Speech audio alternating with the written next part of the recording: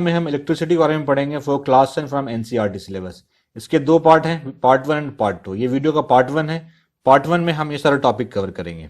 All about charges, potential difference, electric current, Ohm's law, resistivity, electric circuit, all solve numerical. Electricity को समझने के लिए पहले charge को समझना होगा। क्यों? क्योंकि चार्ज जो है इलेक्ट्रिसिटी का सोर्स है। The source of all electricity is charge. The source of all electricity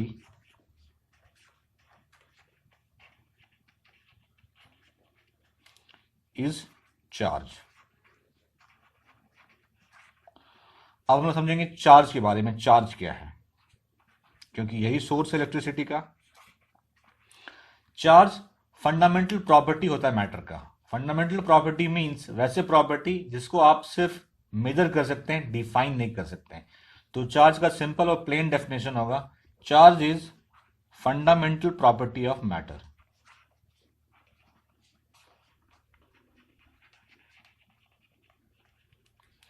fundamental property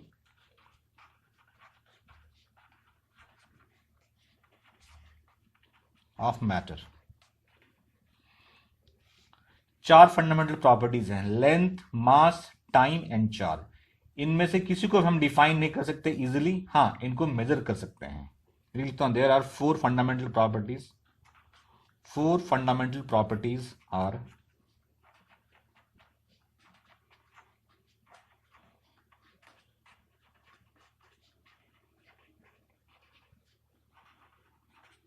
length, mass, time and charge. इनमें से किसी को भी आप डिफाइन नहीं कर सकते, लेकिन हाँ सबको आप मेजर कर सकते हैं। चार्ज को मेजर करते हैं कूलम में। इसकी एसआई यूनिट होती है coulomb. SI unit of charge is coulomb.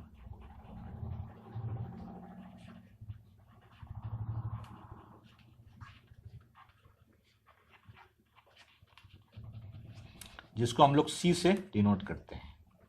Charge को क्यू से डिनोट करते हैं। Charge is denote by Q.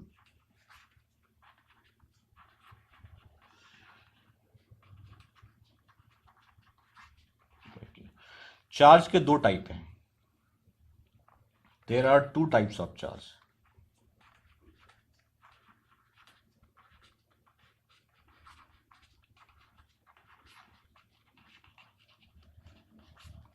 First है पॉजिटिव चार्ज और दूसरा है negative charge.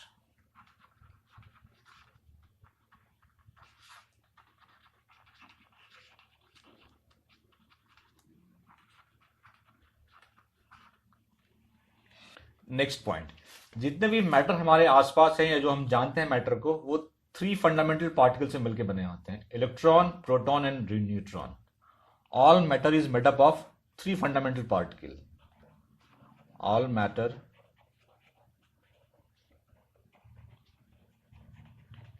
is made up of three fundamental particles.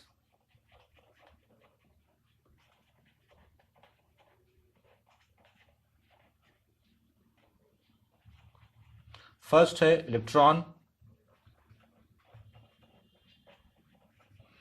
इसका सिंबल होता है ई पे माइनस साइन, क्योंकि ये क्या होता है, निगेटिवली चार्ज पार्टिकल है। इलेक्ट्रॉन जो है निगेटिवली चार्ज पार्टिकल है। Negatively charge particle.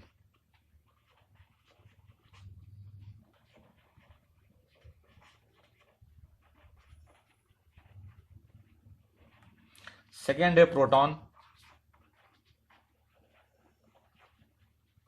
इसको रिप्रेजेंट करते हैं पी प्लस से। ये है पॉजिटिवली चार्ज पार्टिकल। दो ही टाइप बताया मैंने आपको, निगेटिव एंड पॉजिटिव। ये पॉजिटिवली चार्ज पार्टिकल है।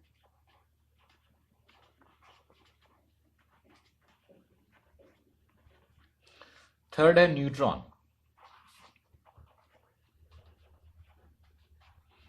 इसका सिंबल है एन, स्मॉल एन, और इस पर कोई चार्ज नहीं होता है। It has no charge. It has no charge. Normally कोई भी बॉडी, जो आपके आसपास जो भी बॉडी है, वो न्यूट्रल होता है। न्यूट्रल मीन्स क्या, उसमें नंबर ऑफ प्रोटॉन्स और नंबर ऑफ इलेक्ट्रॉन्स इक्वल होते हैं, means they are electrically neutral. Normally a body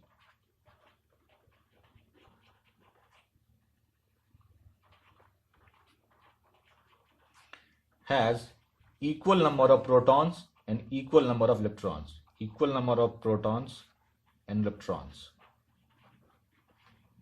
Protons and electrons. जब इक्वल नंबर है प्रोटॉन्स इलेक्ट्रॉन्स के, तो प्रोटॉन्स क्या होता है? Positively charge. ये क्या होता है? Negative charge. वो क्या होता है? कैंसिल आउट हो जाता है. Means they are electrically neutral and is therefore electrically neutral.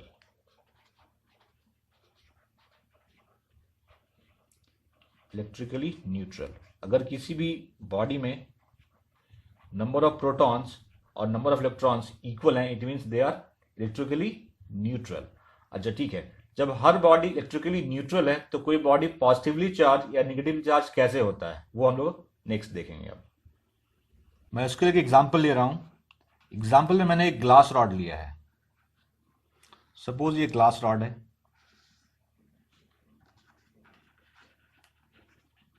Glass rod, ठीक है. इनिशियली क्या होगा? ये न्यूट्रल होगा. मैं मान लेता हूं कि इसमें 5 प्रोटॉन्स हैं, मतलब 5 पॉजिटिवली चार्ज पार्टिकल हैं और 5 इलेक्ट्रॉन्स हैं, 5 नेगेटिव चार्ज पार्टिकल हैं, ठीक है. फिर मैं ले रहा हूं एक सिल्क क्लॉथ, सिल्क का कपड़ा ले रहा हूं मैं, ठीक है. इनिशियली ये भी न्यूट्रल होगा, मींस नंबर ऑफ इलेक्ट्रॉन्स और नंबर ऑफ प्रोटॉन्स इक्वल होंगे. मैं मान लेता हूं इसमें 6 प्रोटॉन्स हैं और 6 इलेक्ट्रॉन्स हैं. मैंने एज्यूम किया है, ठीक है. ये भी न्यूट्रल, ये भी न्यूट्रल. तो जब ग्लास रॉड को आप सिल्क क्लॉथ, ये है सिल्क क्लॉथ, पे लिख दे रहा हूं यहां पे सिल्क क्लॉथ. अगर ग्लास रॉड को सिल्क क्लॉथ से जब रब करते हैं तो कुछ इलेक्ट्रॉन ट्रांसफर होकर के ग्लास रॉड से ट्रांसफर होकर सिल्क क्लॉथ में चला आता है. समझिए पहले, when a glass rod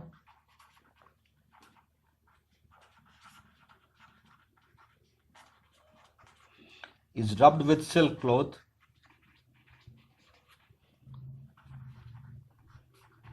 with a silk cloth, some electrons get transferred, some electrons get transferred to silk cloth.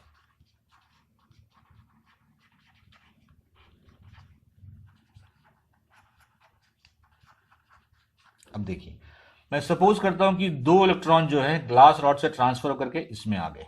2 electron जब इसमें आ गए तो 2 इलेक्ट्रॉन्स बढ़ गए इसमें. अब देखिए, इनिशियली इसमें 6 प्रोटॉन थे, 6 इलेक्ट्रॉन थे. अब इसमें क्या हो गया?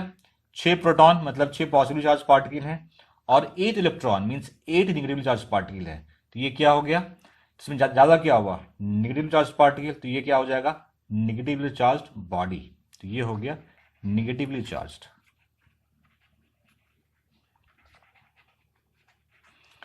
ग्लास रॉड में क्या हुआ? 2 इलेक्ट्रॉन यहां से ट्रांसफर हो गए. अब इसकी जो सिचुएशन है वो क्या है? इसके पास 5 प्रोटॉन्स हैं, 5 पॉजिटिवली चार्ज पार्टिकल और 3 electrons means 3 negatively charge particle. It means positively charge particle ज्यादा है और नेगेटिव वाला कम है. तो ये क्या हो जाएगा? Positively charge particle.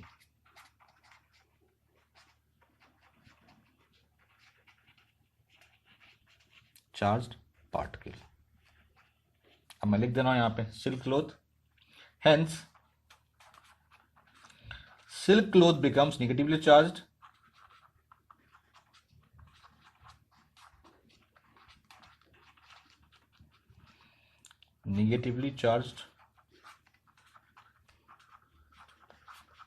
while glass rod becomes positively charged.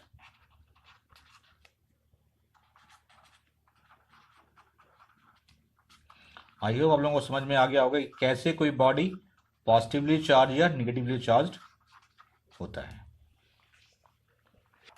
Next point, अगर आप चार्ज को कांटेक्ट में लाएंगे, मतलब मल्टीपल चार्ज को, 2 या 2 से ज्यादा चार्ज को कांटेक्ट में लाएंगे, तो वो क्या करता है? एक दूसरे पे फोर्स एक्सर्ट करता है. ठीक है, देखिए, charges exerts force on each other.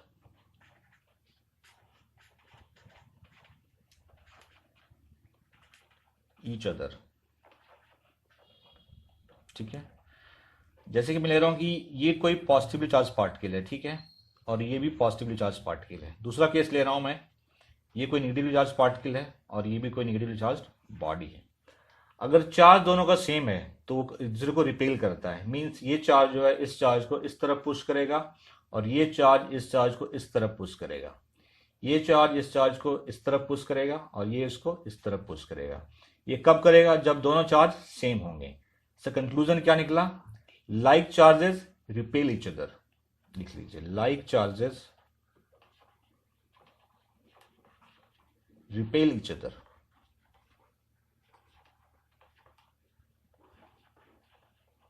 अगर दोनों पॉजिटिव है मीन्स दोनों लाइक चार्जेस हैं, एक दूसरे को रिपेल करेंगे। दोनों निगेटिव हो गया तो दोनों लाइक हैं, दोनों एक दूसरे को रिपेल करेंगे। दूसरा केस, अगर एक पॉजिटिवली चार्ज बॉडी है, दूसरा निगेटिवली चार्ज बॉडी है, तो ये क्या करते हैं? एक दूसरे को अट्रैक्ट करते हैं। ये चार्ज जो है इस चार्ज को अपनी ओर खींचेगा और ये चार्ज इस चार्ज को अपनी ओर खींचेगा। तो unlike charge attract each other. तो लिख लीजिए, अनलाइक चार्जेस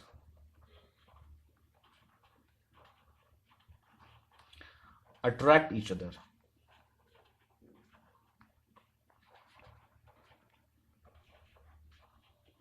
ये चार्ज की प्रॉपर्टी थी कि charge exerts force on each other. अगर आप मल्टीपल चार्ज, दो या दो से ज्यादा चार्ज कांटेक्ट में लाएंगे, एक दूसरे पे फोर्स अप्लाई करते हैं।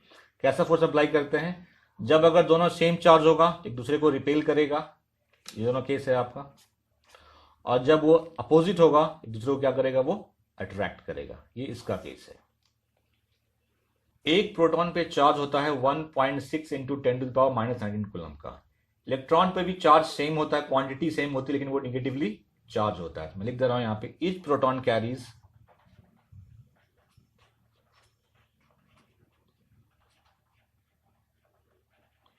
carries charge of 1.6 into 10⁻⁻19 coulomb.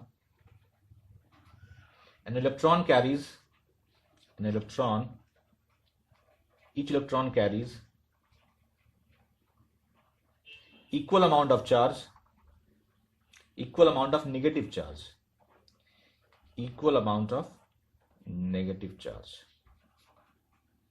ये आपको याद रखना पड़ेगा कि प्रोटॉन का चार्ज, एक प्रोटॉन का चार्ज होता है इतना नेगेटिव चार्ज। अब हम चार्ज पे बेस्ड एक न्यूमेरिकल देखेंगे। Numerical, calculate the number of electrons constituting 1 coulomb of charge. आपको 1 कूलम चार्ज में कितने इलेक्ट्रॉन्स है वो बताने हैं। ये क्वेश्चन एनसीईआरटी बुक से इन टेक्स्ट क्वेश्चन है, पेज नंबर 200, क्वेश्चन नंबर 3 है। मीन्स आपको बताना है 1 कूलम चार्ज में कितने इलेक्ट्रॉन्स होंगे। चलिए सॉल्व करते हैं इसको। देखिए, हम जानते हैं, वी नो दैट कि 1.6 इंटू 10⁻⁻19 कूलम ये चार्ज है एक इलेक्ट्रॉन का। मैंने बताया आपको पीछे भी, ठीक है। हमें बताना है कि 1 कूलम में कितने इलेक्ट्रॉन होंगे। जब इतने चार्ज एक इलेक्ट्रॉन का है तो 1 कूलम चार्ज कितने इलेक्ट्रॉन का होगा? क्या हो जाएगा? 1 इंटू 1 क्रॉस मल्टीप्लाई हो जाएगा और ये आके इधर डिवाइड हो जाएगा। 1.6 इंटू 10⁻⁻19 इलेक्ट्रॉन, ठीक है। इसको मैं ऊपर भेज रहा हूं तो क्या हो जाएगा? ये 10⁻19 अपॉन 1.6। थोड़ा सा सिंप्लीफाई कीजिए इसको। 10 को बाहर कर रहा हूं और 18 को एज इट इज रहने दे रहा हूं। यहां पे क्या है? 1.6, इसमें से ये हटा करके यहां पे कर दीजिए 100। जब 100 को 16 से डिवाइड करेंगे आप तो ये होगा 6.25। Means 6.25 into 10⁻18 electrons. मतलब 1 coulomb charge means 6.25 into 10⁻18 electrons. इतने इलेक्ट्रॉन्स का चार्ज होगा वो होगा 1 कूलम। अब आते हैं नेक्स्ट टॉपिक पे। Now we will discuss potential difference. इसको डिस्कस करने से पहले हमें यह समझना पड़ेगा आखिर इसकी जरूरत पड़ी क्यों। तो अब आते हैं कि इंपॉर्टेंट प्रॉपर्टी पे। चार्ज पार्टिकल मूव कर सकते हैं। चार्ज पार्टिकल मींस इलेक्ट्रॉन और प्रोटॉन, क्योंकि ये दो चार्ज पार्टिकल हैं, इलेक्ट्रॉन नेगेटिवली है और प्रोटॉन पॉजिटिवली है। चार्ज पार्टिकल कैन फ्लो, वो फ्लो कर सकते हैं। They can move in a particular direction, और वो एक पर्टिकुलर डायरेक्शन में फ्लो कर सकते हैं। लेकिन चार्ज पार्टिकल खुद से मूव नहीं करते, खुद से फ्लो नहीं होता उनका, उसके लिए पोटेंशियल डिफरेंस चाहिए। पोटेंशियल डिफरेंस होगा तभी चार्ज पार्टिकल एक पर्टिकुलर डायरेक्शन में मूव करेंगे, अदरवाइज मूव नहीं करेंगे। अब हम लोग आते हैं पोटेंशियल डिफरेंस पे। मैं 2 पॉइंट ले रहा हूं, एक पॉइंट ए है और एक पॉइंट बी है, ठीक है। अब देखेंगे पहले यूनिट पॉजिटिव चार्ज क्या होता है। Unit positive charge,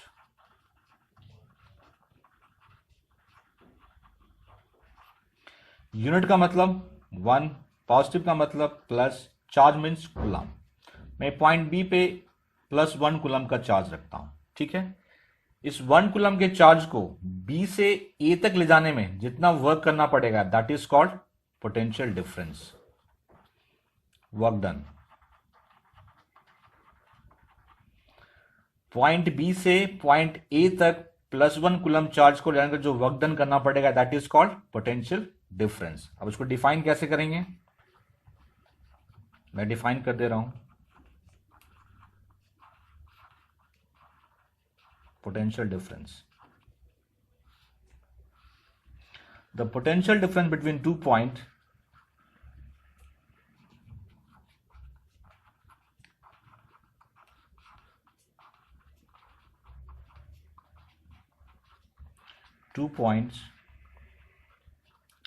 is defined as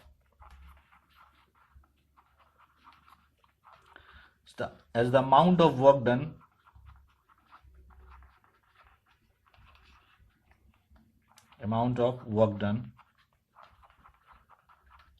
in moving a unit charge from one point to other point. Moving a unit charge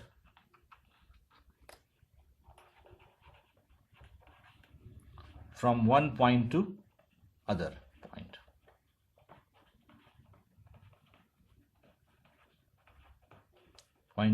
point. ठीक है। बाय दिस डेफिनेशन इसका फॉर्मूला क्या होगा, potential difference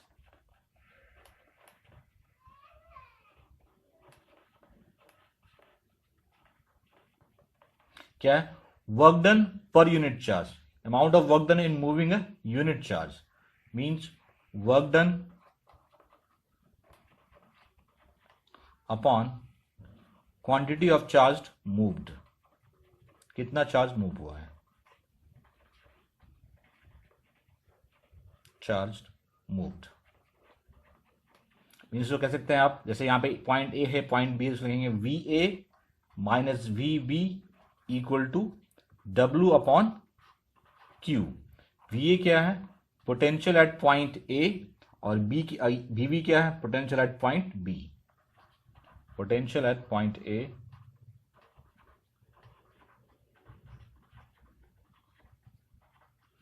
and VB is potential at point B.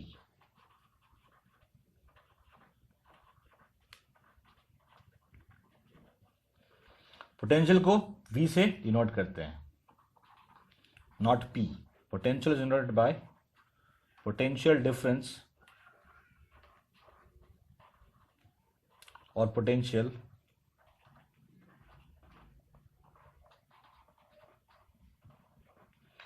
Is denoted by V। अब देखिए आते हैं इसके एसआई यूनिट पे। वर्क डन की यूनिट एसआई यूनिट क्या होती है, जूल, और चार्ज की क्या होती है, कूलम। इसको एक स्पेशल नेम दिया गया, जूल पर कूलम को स्पेशल नेम दिया गया है volt. SI unit of potential difference is volt. SI unit of potential difference is volt.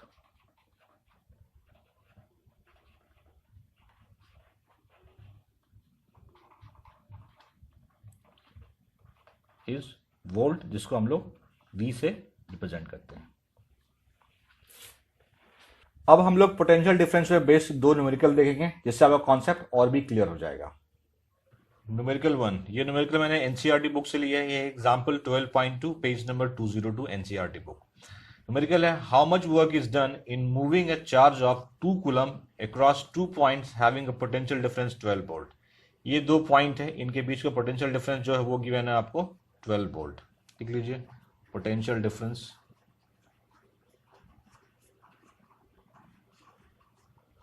Given है आपको 12 वोल्ट। चार्ज है 2 कूलम, मान लीजिए यहाँ पे कोई 2 कूलम चार्ज है, इसको उठा के यहाँ से आपको यहाँ लाना है, तो इसके लिए कितना वर्क करना पड़ेगा वो निकालना है। चार्ज में गिवन है Q is 2 coulomb, we have to find out W। तो पोटेंशियल डिफरेंस का फॉर्मूला क्या होता है? Potential difference equals to work done upon charge, ठीक है, work done per unit charge. तो W equals to Q into potential difference, इसको V कहते हैं आप। Q आपको गिवन है 2 कूलम, V गिवन है 12 वोल्ट, दैट इज 24 जूल। मतलब 2 कूलम चार्ज को इस पॉइंट से इस पॉइंट पे लाने के लिए आपको 24 जूल वर्क करना पड़ेगा। न्यूमेरिकल 2 ये मैंने लिया है एसचंद बुक से। क्वेश्चन है how much work is done in moving a charge of 2 coulomb from a point at 118 volt to a point 128 volt. पहले क्वेश्चन को समझ लीजिए आप। ये कोई दो पॉइंट मैं ले रहा हूं A B। यहाँ पे जो पोटेंशियल डिफरेंस है, मतलब potential difference at point A in this point which is called VA is 128 volt, ठीक है। और potential difference at point V जिसको हम लोग VB कहते हैं, potential difference at point B is given 118 volt, ठीक है।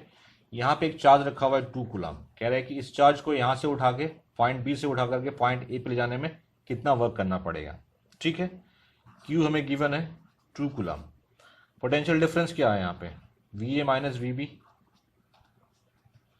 तो 128 minus 118 which will be equals to 10 volt.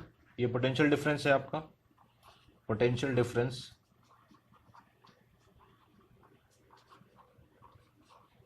इसको V कहते हैं आप, दैट इज ऑल्ड 10 वोल्ट, ठीक है। चार्ज हमें गिवन है, हमें क्या निकालना है? Work done. तो पोटेंशियल डिफरेंस का फॉर्मूला होता है equals to W upon Q। तो W इक्वल्स टू क्या हो जाएगा? Q into V। तो Q हमें गिवन है 2 कूलम है, पोटेंशियल डिफरेंस हमने क्या निकाला? 10 वोल्ट है, 2 दैट इज 20 जूल। मतलब 2 कूलम चार्ज को पॉइंट B से उठा करके पॉइंट A ले जाने में कितना करना पड़ेगा आपको? 20 जूल। ये लास्ट न्यूमेरिकल है पोटेंशियल डिफरेंस पे। क्वेश्चन है, ये एनसीईआरटी बुक से क्वेश्चन है, what is meant by saying that the potential difference between 2 point is 1 volt. दो पॉइंट के बीच का पोटेंशियल डिफरेंस 1 वोल्ट, इसका मतलब क्या हुआ? पोटेंशियल डिफरेंस का पहले फॉर्मूला लिखेंगे हम लोग, W अपॉन Q, ठीक है। वर्क डन की यूनिट क्या होती है? जूल, और उसकी क्या होती है? कूलम, ठीक है। पोटेंशियल डिफरेंस 1 वोल्ट है, इट मीन्स 1 जूल 1 कूलम। इसका किसी भी दो पॉइंट के बीच का पोटेंशियल डिफरेंस 1 वोल्ट का मतलब ये है कि 1 कूलम चार्ज को एक पॉइंट से दूसरे पॉइंट पे ले जाने में 1 जूल ऑफ एनर्जी यूज हुआ है। मैं लिख दे रहा हूं इसको, the potential difference between 2 point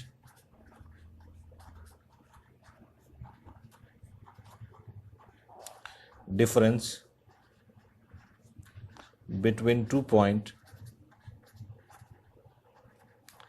is said to be 1 volt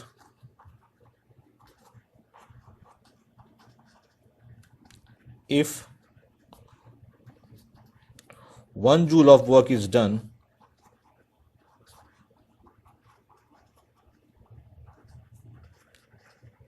in moving 1 coulomb of charge from one point to another point, from one point to another।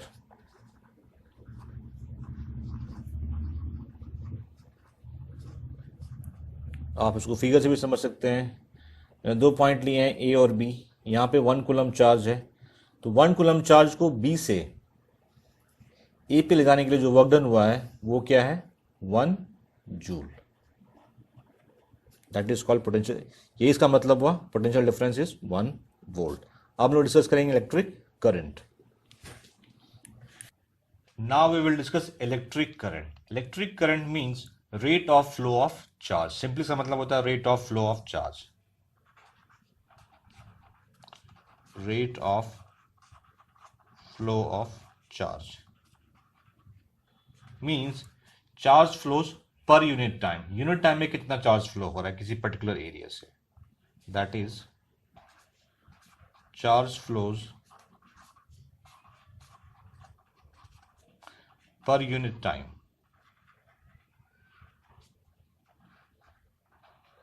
क्या है? Charge flows per unit time means charge upon time, यही current है। Current equals to charge upon time, charge flows per unit time. Charge को Q से represent करते हैं, time को T से रिप्रेजेंट करते हैं और करंट को I से रिप्रेजेंट करते हैं। मीन्स I इक्वल्स टू क्या हो गया? Q upon T।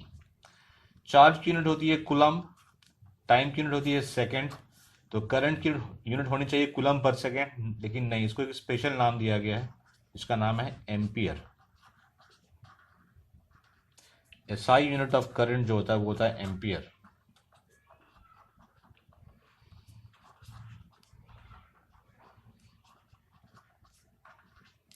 Is ampere. अब मैंने एक क्वेश्चन लिया है एनसीईआरटी बुक से। ये क्वेश्चन है define the unit of current. तो यूनिट ऑफ करंट क्या होता है? एम्पियर। जब भी इस तरह का क्वेश्चन आए तो क्या डिफाइन करना है हमें?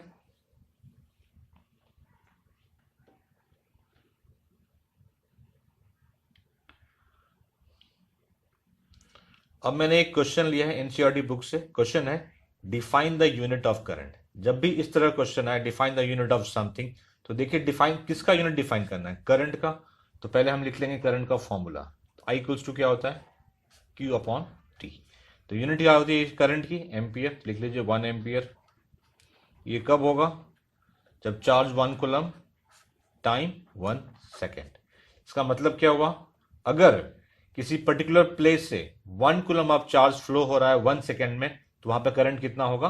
1 एम्पियर। लिख लीजिए if 1 coulomb of charge, 1 coulomb of charge flows through any place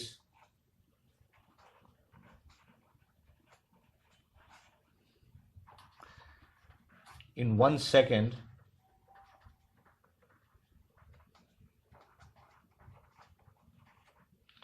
the current there is 1 ampere.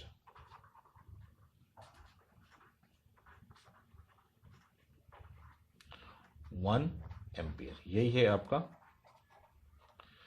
Unit of current का definition. If 1 coulomb of charge flows through any place in 1 second, the current there is 1 ampere. 1 coulomb charge, 1 second, 1 ampere. Now we will solve two numericals on based of electric current. First numerical है, ये example 12.1 है, page number 200 NCERT book. Question है a current of 0.5 ampere is drawn by a filament of an electric bulb for 10 minutes. Find the amount of electric charge flows through the circuit. पहले question समझ लीजिए। Current कितना flow हो रहा है? 0.5 ampere, means I equal to 0.5 ampere है, ठीक है। फॉर 10 मिनट्स, टाइम है 10 मिनट्स। टाइम को पहले कन्वर्ट करना पड़ेगा आपको सेकंड में, क्योंकि SI यूनिट सेकंड होती है। तो 10 into 60 that is 600 second. Find क्या करना है? Amount of electric charge, means we have to find out Q। तो I इक्वल्स टू फॉर्मूला होता है Q अपॉन T। तो Q equals to I into T। I is 0.5 and this is 600। तो ये क्या हो जाएगा? 5 upon 10 into 600, 0 cancel, that is 60 into 5 300। तो charge equals to 300 coulomb. Now we will know how to find direction of electric current. ठीक है, मैं suppose करता हूं ये कोई वायर है, कॉपर वायर है, ठीक है, और इसमें इलेक्ट्रॉन इस डायरेक्शन में फ्लो हो रहा है, ठीक है। तो डायरेक्शन ऑफ करंट जो होता है वो जो निगेटिव चार्ज डायरेक्शन में, जिस डायरेक्शन में फ्लो कर रहा है, उसके अपोजिट का जो डायरेक्शन है वही डायरेक्शन होगा करंट का। तो यही है आपका direction of current.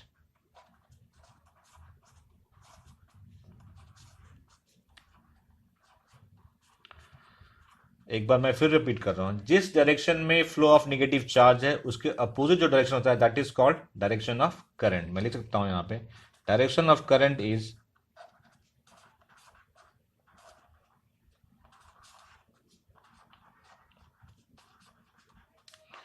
is opposite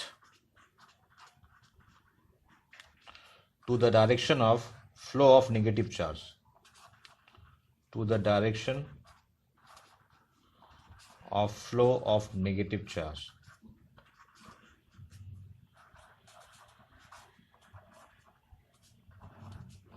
I hope कभी कंफ्यूज नहीं करेंगे आप direction of current find out करने में। इलेक्ट्रिक करंट को जो जिस डिवाइस से मेजर करते हैं उसका नाम है ammeter. Electric current is measured by electric current is measured by an instrument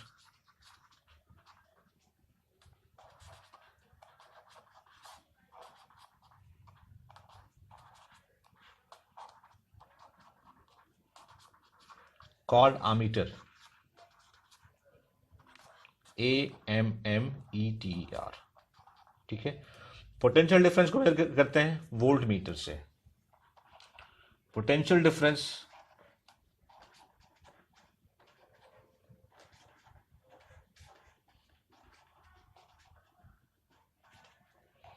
is measured by an instrument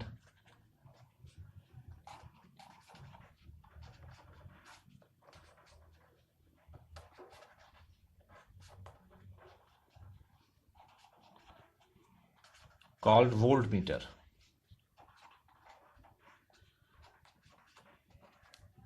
Now we will see conductor and insulator। First we will see conductor।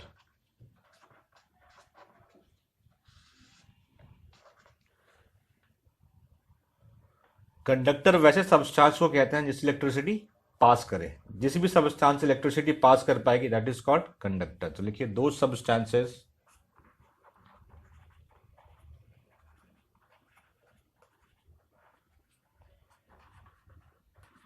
through which electricity can pass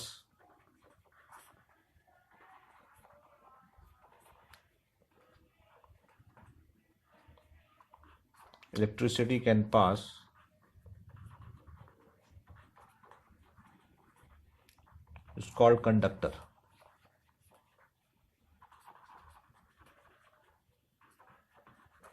for example जितने भी metals हैं aluminium, copper, silver, all are conductors. Second metal होता है insulator. ये सिर्फ just opposite है इसका, insulator. Insulator means वैसे सब्सटेंस जिससे इलेक्ट्रिसिटी पास नहीं कर सकती है आर कॉल्ड इंसुलेटर्स। दो सब्सटेंसेस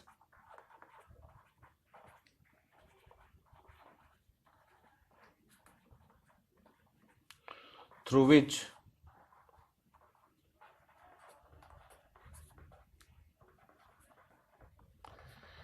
electricity cannot pass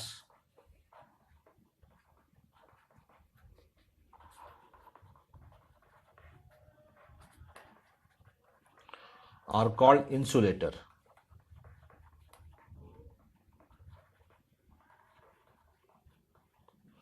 जैसे कि ग्लास है, रबड़ है, इबोनाइट है, ये क्या है?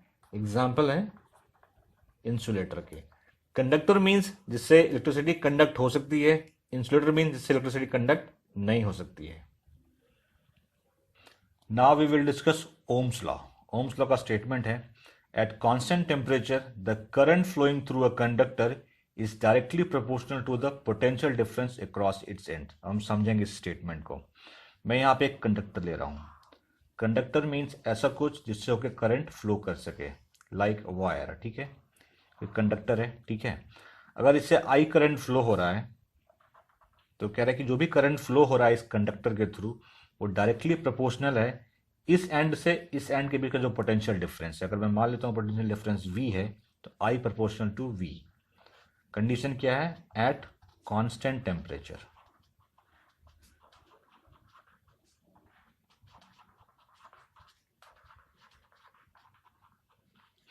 At constant temperature, the current flowing through a conductor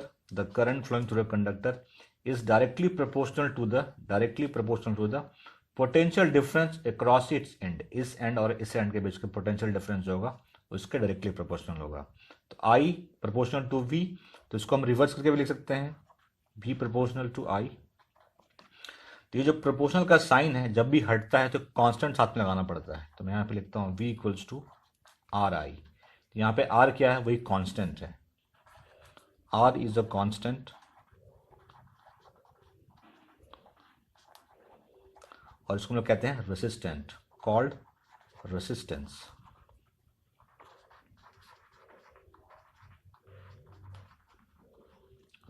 तो हमारे पास फॉर्मूला क्या है, V equals to I R. तो ओम्स लॉ से यही फॉर्मूला ड्राइव होता है, V equal to I R. अब इस फॉर्मूला को यूज करके कुछ हम लोग अलग कंक्लूजन निकालेंगे। V equals to I R है, तो I इक्वल्स टू क्या होगा, V अपॉन आर। देखिए अब इस फॉर्मूले को ध्यान से देखिए, यहाँ पे करंट जो है वो रेसिस्टेंस का इन्वर्सली प्रोपोर्शनल हो गया। मीन्स हम बोल सकते हैं I inversely proportional to 1 upon R at given for a given potential difference, for a given potential difference।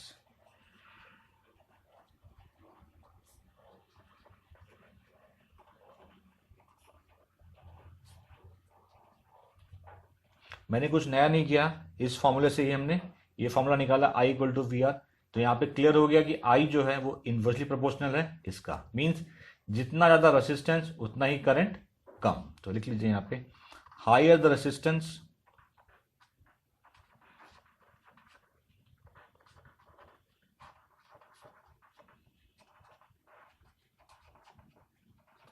तो लोअर इज द करंट। ये कंक्लूजन निकला इससे।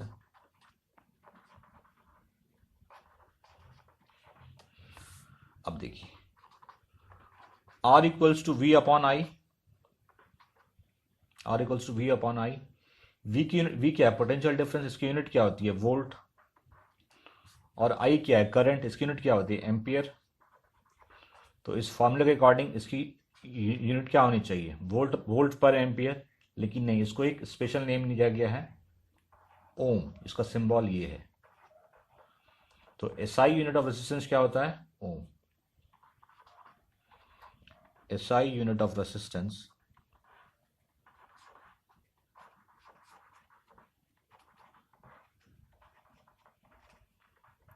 R इज ओम, जिसका सिंबल है ये है आपका ओम। अब हम लोग देखेंगे कि रेसिस्टेंस किस किस फैक्टर पे डिपेंड करता है। On what does resistance depend, resistance किस किस चीज पे डिपेंड करता है। मैं एक कंडक्टर ले रहा हूं, ठीक है। मैं मान लेता हूं इसकी लेंथ जो है वो L है और इसका एरिया ऑफ क्रॉस सेक्शन जो है वो A है, ठीक है। फर्स्ट जो है रेसिस्टेंस जो है वो लेंथ ऑफ कंडक्टर पे डिपेंड करता है। First, resistance of a conductor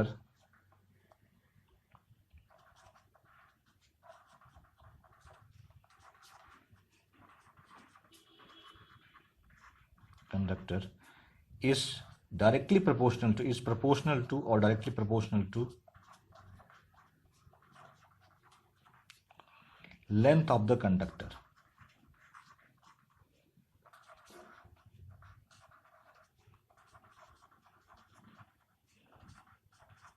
मेरा कहने का मतलब जितना ज्यादा लेंथ उतना ज्यादा रेसिस्टेंस। लिख लीजिए, more the length more the resistance.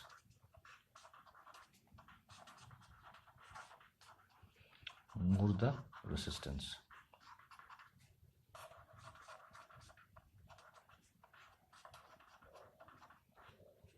Second point, resistance of conductor is inversely proportional to the area of cross section।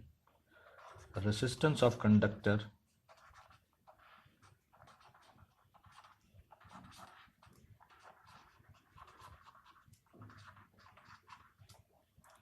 is inversely proportional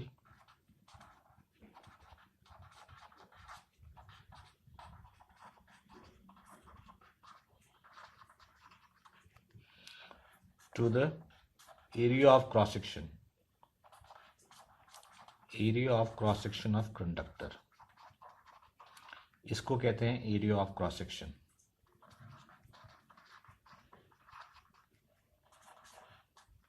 बहुत लोग कंफ्यूज होते हैं एरिया ऑफ क्रॉस सेक्शन क्या होता है, तो थोड़ा सा मैं कॉन्सेप्ट यहाँ पे दे जा रहा हूँ आपको। जैसे ये कोई सिलेंडर है, ठीक है, इसके एक एंड को काटेंगे तो क्या मिलेगा आपको, सर्किल, मीन्स सर्किल हो गया इसका एरिया ऑफ क्रॉस सेक्शन। अगर which means R is inversely proportional to area of cross section.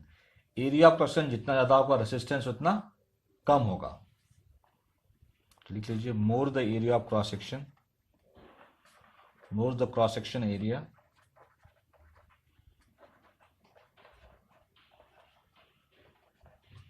Less is the resistance.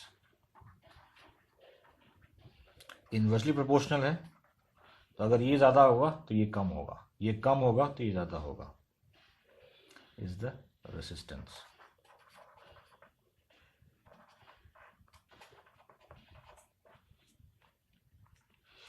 Third point है, ये resistance of conductor depends on temperature. Resistance of conductor depends on temperature, depends on temperature. Temperature ज़्यादा होगा तो resistance ज़्यादा होगा, temperature कम होगा तो resistance कम होगा। More the temperature more the resistance.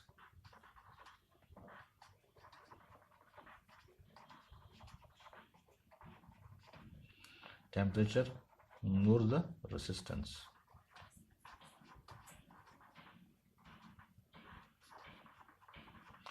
Last depend करता है नेचर ऑफ मटेरियल पे। Resistance of conductor depends on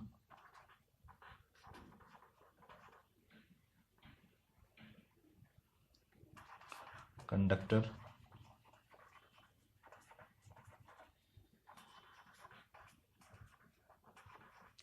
depends on nature of material।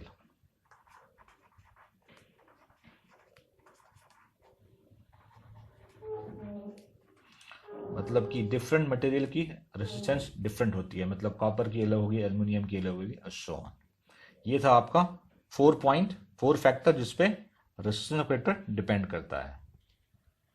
Now we will see resistivity of conductor. मैं एक कंडक्टर ड्रॉ कर दे रहा हूं यहाँ पे, इसकी लेंथ L है और उसका area of cross section A है। हमने पीछे देखा अभी रेसिस्टेंस जो होता है वो डायरेक्टली प्रोपोर्शनल होता है लेंथ का, और रेसिस्टेंस जो होता है वो इनवर्सली प्रोपोर्शनल होता है एरिया ऑफ क्रॉस सेक्शन का। दोनों को कंबाइन कर दीजिए तो ये क्या हो जाएगा, R proportional to L upon A। ये था ना L इंटू 1/A, तो R प्रोपोर्शनल है L अपॉन A, तो इसको जब साइन को हटाएंगे तो कांस्टेंट आएगा, तो कांस्टेंट क्या आएगा, रो L अपॉन A। यहाँ पे रो क्या है, is a constant called resistivity. इसको कहते हैं रेसिस्टिविटी, यही है आपका रेसिस्टिविटी। इसका फॉर्मूला क्या होगा, rho equals to RA upon L। इसकी यूनिट क्या होगी, रेसिस्टेंस की यूनिट क्या होती है, ओम। एरिया की क्या होती है, मीटर स्क्वायर, और लेंथ की क्या होती है, मीटर। तो metre metre cancel, ohm metre. SI unit of resistivity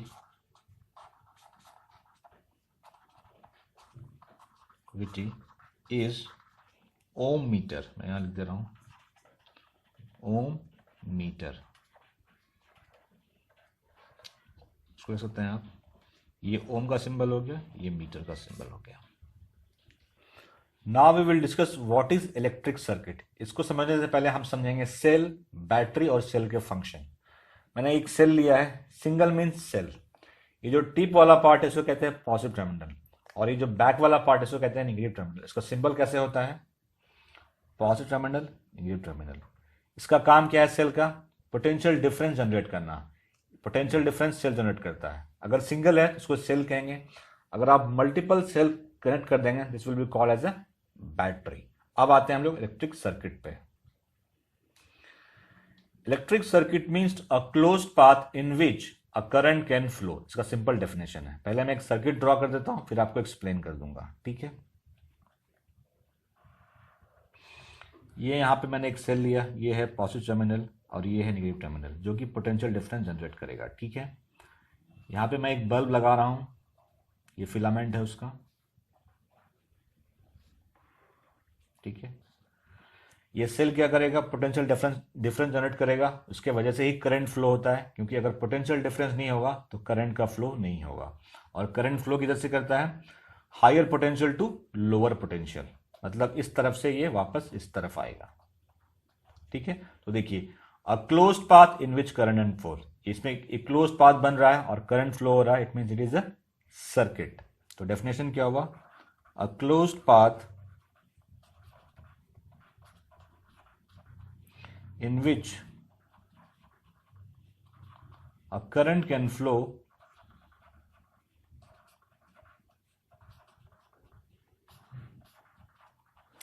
is called electric circuit.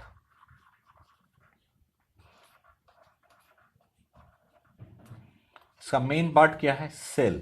Cell नहीं होगा तो सर्किट नहीं बनेगा। क्यों, सेल नहीं होगा तो पोटेंशियल डिफरेंस जनरेट नहीं होगा, और पोटेंशियल डिफरेंस नहीं होगा तो करंट फ्लो ही नहीं होगा। ठीक है, एक इलेक्ट्रिक सर्किट में एक से ज़्यादा एलिमेंट हो सकते हैं। मेरा कहने का मतलब, जैसे मैंने यहाँ बल्ब लगाया है तो मैं स्विच लगा सकता हूँ, लैंप लगा सकता हूँ। ठीक है, तो मैं लिख देता हूँ यहाँ पे, an electric circuit may have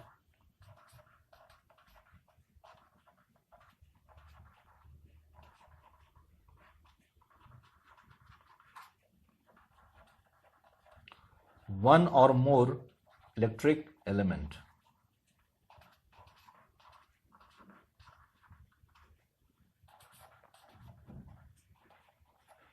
such as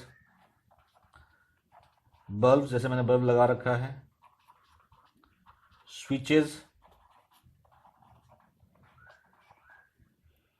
metal wire, etc. ये था आपका इलेक्ट्रिक सर्किट का एक्सप्लेनेशन। अब हम लोग कुछ न्यूमेरिकल देखेंगे। न्यूमेरिकल्स, ये न्यूमेरिकल्स एनसीईआरटी बुक्स है, एग्जाम्पल 12.3 पेज नंबर 208। न्यूमेरिकल है, how much current will an electric bulb draw from a 220 volt source if the resistance of the bulb filament is 1200 ohm. Resistance जो है वो given है आपको 1200 ओम। ठीक है, पोटेंशियल डिफरेंस गिवन है 220 वोल्ट, मींस V गिवन है आपको 2V। How much current will an electric bulb draw, current हमें कैलकुलेट करना है, means we have to calculate I, V equals to IR, I equals to V upon R। V is 220 and R is 1200। इसको cancel कर रहा हूं मैं। ठीक है, 2 से ये 60 टाइम्स में कैंसिल होगा और ये 11 टाइम्स में कैंसिल होगा, तो 11, 60 को लिख रहा हूं मैं 6 इंटू 10। अब 6 से डिवाइड कर रहा हूं 11 को, 1 टाइम में गया 5, 6 8 जा 48, 1.83। अगर 1.83 को 10 से डिवाइड करेंगे तो डेसिमल एक से पहले आ जाएगा, इट मीन्स 0.183, तो ये अप्रॉक्स कितना हो गया, 0.18 एम्पियर। इतना करंट फ्लो होगा। अब आते हैं पार्ट बी में, how much current will an electric heater coil draw from a 220 volt source, means यहां पे भी पोटेंशियल डिफरेंस 220 वोल्ट ही है, if the resistance of the heater coil is 100 ओम। यहां पर रेसिस्टेंस जो है वो है 100 ओम। कैलकुलेट करना है हमें current, I equals to V upon R। V है 220 और R है 100, 0 से 0 कैंसिल हो गया। 22 को अगर 10 से डिवाइड करेंगे तो एक डेसिमल आ जाएगा यहाँ पे, मीन्स 2.2 एम्पियर। बी के पार्ट में करंट कितना होगा, 2.2 ampere. Example 12.4, the potential difference between the terminals of an electric heater is 60 volt, means potential difference given है आपको 60 volt when it draws current of 4 ampere from this source, जब current वो 4 ampere draw कर रहा था। ठीक है, what current will the heater draw if the potential difference is increased to 120 volt। अगर कह रहा है कि अगर पोटेंशियल डिफरेंस बढ़ के इतना हो गया, उस समय कितना करंट वो ड्रॉ करेगा। ठीक है, तो जो फर्स्ट वाला चीज गिवन, फर्स्ट वाला जो डेटा हमारे पास है उससे हम रेसिस्टेंस निकाल लेंगे। तो V equals to I R, यहां से R क्या हो जाएगा, V upon I। V is 60 I is 4, it means 50। तो रेसिस्टेंस ऑफ हीटर ही जो है, हाँ हीटर जो है वो क्या हो गया 15 ओम। ठीक है, रेसिस्टेंस पता है हमें, पोटेंशियल डिफरेंस बढ़ के कितना हो गया है, न्यू पोटेंशियल डिफरेंस, इसको मैं V1 मान ले रहा हूं, ये गिवन है आपको 120 वोल्ट। अब इस केस में करंट निकालना है, आपके पास रेसिस्टेंस पता है और पोटेंशियल डिफरेंस पता है, करंट निकालना है। तो I इक्वल्स टू क्या हो जाएगा, V अपॉन R, इस केस में R1 होगा क्योंकि यहाँ पर resistance, V1 upon R। V1 क्या है 120, R क्या है 15, कैंसिल कीजिए, 8 टाइम्स में कैंसिल हो जाएगा, तो I इक्वल्स टू 8 एम्पियर। तो जब पोटेंशियल डिफरेंस इंक्रीज होके 120 वोल्ट आ जाएगा, उस समय हीटर कितना करंट लेगा 8 ampere. Example 12.5, resistance of a metal wire of length 1 metre is 26 ohm. कोई 1 मीटर की वायर, ये 1 मीटर का वायर है जिसकी लेंथ 1 मीटर है, लिख लीजिए length of wire L is 1 metre, इसकी रेसिस्टेंस गिवन है आपको 26 ohm at 20 degree Celsius. If the diameter of the wire, इसकी डायमीटर जो है वो है 0.3 मिलीमीटर, दिस डायमीटर 0.3 मिलीमीटर। इसको पहले मीटर में कन्वर्ट करेंगे तो क्या करना पड़ेगा, इसको 1000 से डिवाइड करना पड़ेगा, means 0.3 into 10 to the power minus 3 metre. इस डेसिमल को भी मैं हटा रहा हूं यहाँ पे, तो ये क्या हो जाएगा 3 into 10 to the power minus 4 metre, ये डायमीटर है। What will be the resistivity of the metal at that temperature? आपको निकालना है resistivity, means we have to find out rho. ठीक है, डायमीटर इतना है तो उसको पहले हमें निकालना पड़ेगा रेडियस, तो क्या हो जाएगा ये 3/2 1.5 into 10 to the power minus 4 metre. Rho equals to होता है RA/L। ठीक है, resistance into area of cross section upon length of wire.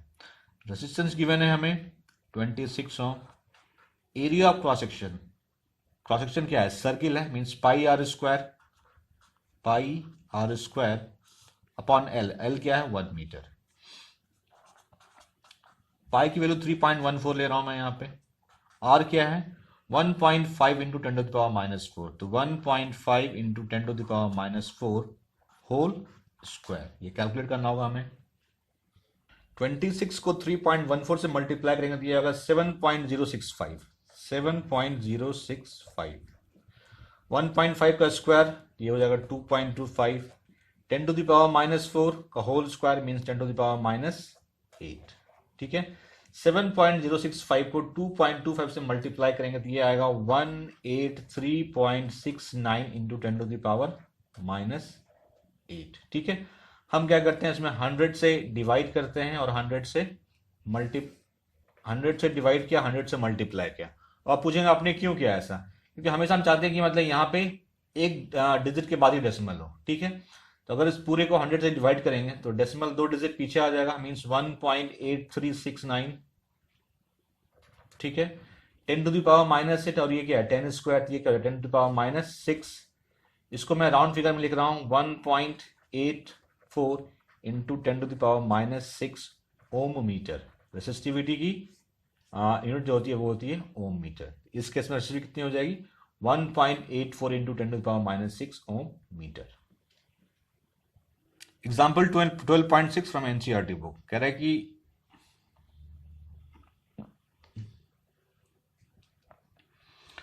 Example 12.6 from NCERT book, question है a wire of given material having length L and area of cross section A has a resistance of 4 ohm. कोई wire है इसकी length L है, area of cross section A है और resistance की given है 4 ओम।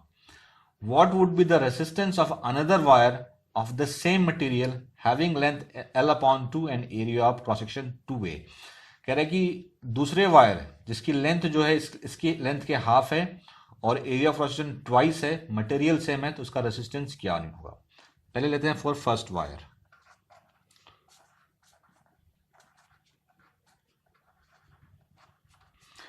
Length of wire क्या है L,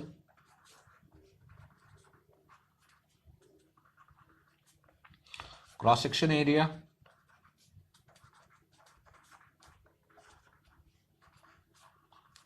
ये गिवन है आपको A, ठीक है। रेसिस्टेंस गिवन है 4 ओम। R इक्वल्स टू क्या होता है, रो L अपॉन A, ठीक है। Means rho L upon A की वैल्यू जो है वो है आपको 4 ohm according to first wire. उसका यूज करेंगे, स्पेशल रहने दीजिए। अब आते हैं for second wire.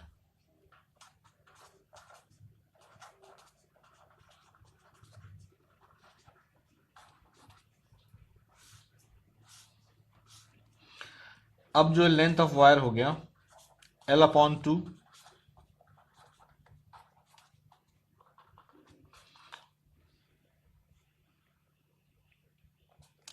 Cross section area हो गया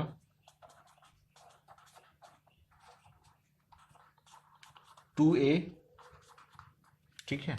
इसके इसमें रेजिस्टेंस क्या हो जाएगा, उसको मैं R2 मान ले रहा हूं। तो फॉर्मूला होता है रो लेंथ, तो लेंथ क्या है L अपॉन 2 और एरिया क्या है 2A। थोड़ा सिंप्लीफाई कीजिए तो ये क्या हो जाएगा, रो L 2 इन 4 हो जाएगा ये, तो 1 upon 4 into rho L upon A हो गया ये। और रो L अपॉन A की वैल्यू कितनी है 4, मीन्स ये क्या है 4 अपॉन 4 हो गया। R2 is 4 upon 4, that is 1 ohm. तो रेसिस्टेंस ऑफ न्यू वायर क्या होगा 1 ohm. Resistance of new wire is 1 ohm is 1 ohm. Part 1 में इतना ही था, बाकी के जो टॉपिक हैं वो मैं पार्ट 2 में डिस्कस